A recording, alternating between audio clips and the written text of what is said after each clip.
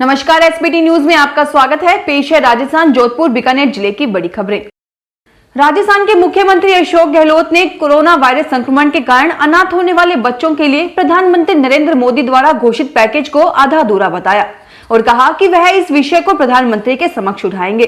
गहलोत ने यहां एक कार्यक्रम में कहा कि केंद्र सरकार के पैकेज में प्रभावित बच्चों के लिए तत्काल किसी तरह की राहत नहीं दी गई है और न ही कोरोना के कारण विधवा होने वाली महिलाओं के लिए किसी तरह की राहत की घोषणा की गई है। उन्होंने कहा कि राज्य सरकार ने अपने पैकेज में इस तरह के बच्चों व महिलाओं को मासिक राशि के अलावा 1 लाख रुपए की तुरंत राहत की घोषणा की है।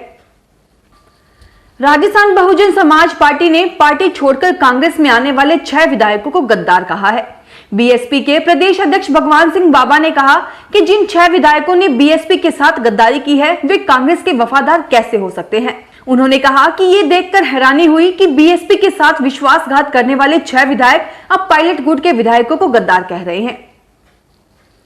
प्रधानमंत्री आवास योजना के तहत लक्ष्य के अनुसार सबसे ज्यादा आवास बनाने में राजस्थान के लिए सबसे अच्छी खबर है। राज्य के 6 जिले टॉप 10 में शामिल हो गए हैं, जबकि डूंगरपुर देश में दूसरे और नागौर तीसरे स्थान पर है। जयपुर का 39वां नंबर और राज्य में सबसे अंतिम पायदान पर सिरोही जिला आया है, जिसको देश में 156वीं रैंक दी गई है। देश के टॉप 50 रैंक में राजस्थान के 22 जिले शामिल किए गए हैं। प्रधानमंत्री आवास योजना के तहत 93,000 से अधिक आवास बनाकर डूंगरपुर ने इतिहास रख दिया है। माइक्रो मैनेजमेंट और बेहतर प्लानिंग की रणनीति के कारण डूंगरपुर ने देश में आवास निर्माण में दूसरा स्थान प्राप्त किया है। बीजेपी के राज्यसभा सांसद किरोड़ी लाल मीणा ने राजस्थान के मौजूदा सियासी घटनाक्रम और गवर्नेंस को लेकर मुख्यमंत्री अशोक गहलोत पर निशाना साधा है। डॉक्टर किरोड़ी लाल मीणा ने मीडिया से बातचीत में कहा कि ऐसा मुख्यमंत्री नहीं देखा जो विधायकों का बंधक हो। गहलोत के ज्यादातर विधायक अपने इलाके के सुपर मुख्यमंत्री बने हुए हैं। भ्रष्टाचार चरम पर है। ट्रांसफर पोस्टिंग में भी विधायकों का भ्रष्टाचार चरम पर है। ऐसा भ्रष्टाचार भी कभी नहीं देखा। राजस्थान माध्यमिक शिक्षा बोर्ड ने राष्ट्रीय प्रतिभा खोज परीक्षा 2020 प्रथम चरण का परीक्षा परिणाम गुरुवार को जारी कर दिया। इस एग्जाम के लिए 10,182 कैंडिडेट रजिस्टर्ड हुए थे, जिनमें से 8,906 ने एग्जाम में एंट्री की है।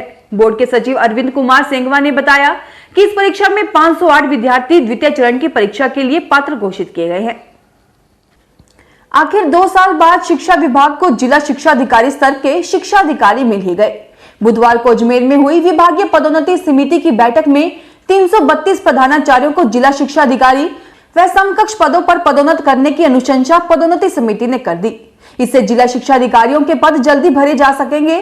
बुधवार को हुई विभागीय पदोन्नति समिति की अध्यक्षता लोक सेवा आयोग के सदस्य जसवंत सिंह राठी ने की, जबकि माध्यमिक शिक्षा निदेशक सौरभ स्वामी ने सदस्य सचिव की हैसियत से भाग लिया। मुख्यमंत्री अशोक गहलोत ने जयपुर स्थित अपने निवास स्थान से वीसी के माध्यम से पंचायत स्तर से लेकर ब्लॉक और जिला लेवल तक कोरोना वैक्सीनेशन पर संवाद किया। इसमें अधिकारियों के साथ जनप्रतिनिधियों ने भी भागीदारी निभाई। इसमें जोधपुर के राजीव गांधी केंद्र में वीसी के माध्यम से नगर निगम उत्तर के महापौर कुंती परिहार, निगम आयुक्त रोहिताश्व तोमर, सीएमएचओ डॉक्टर बलवंत मंडा, एडीएम प्रथम मदन लाल नेहरा, मेडिकल कॉलेज के प्राचार्य डॉक्टर एसएस राठौड़ सहित कई अधिकारी व जनप्रतिनिधि जुड़े।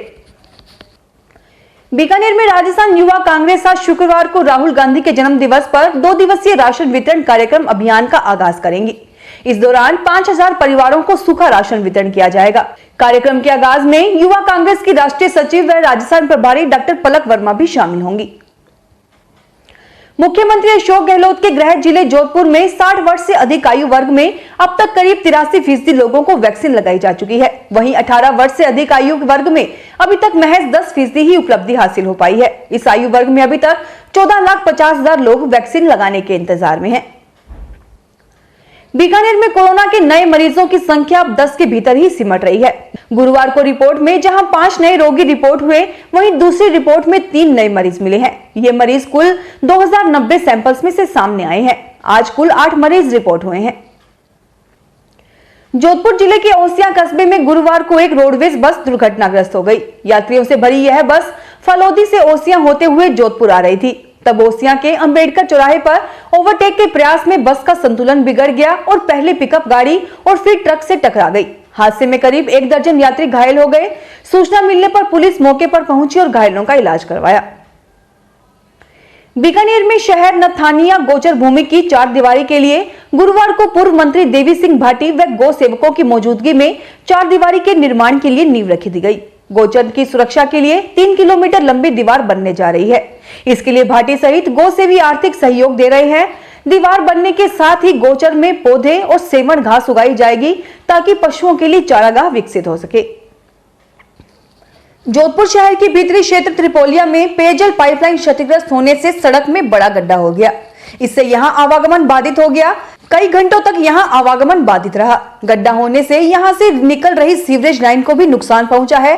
बाद में जलदाय विभाग और नगर निगम के अधिकारी और कर्मचारियों ने यहां पाइपलाइन को ठीक करने का कार्य किया। आरबीएसई के 10वीं 12वीं क्लास के करीब 21 लाख स्टूडेंट्स को मार्किंग देने के लिए शिक्षा विभाग सीबीएसई के फॉर्मूले को सीधे सीधे कॉपी नहीं कर सकेगी।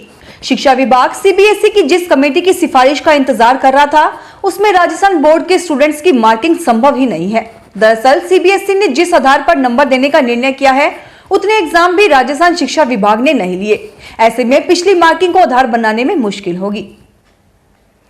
जोधपुर शहर में गुरुवार को सभी सेंटरों पर बड़ी संख्या में लोगों के वैक्सीनेशन का कार्य किया गया।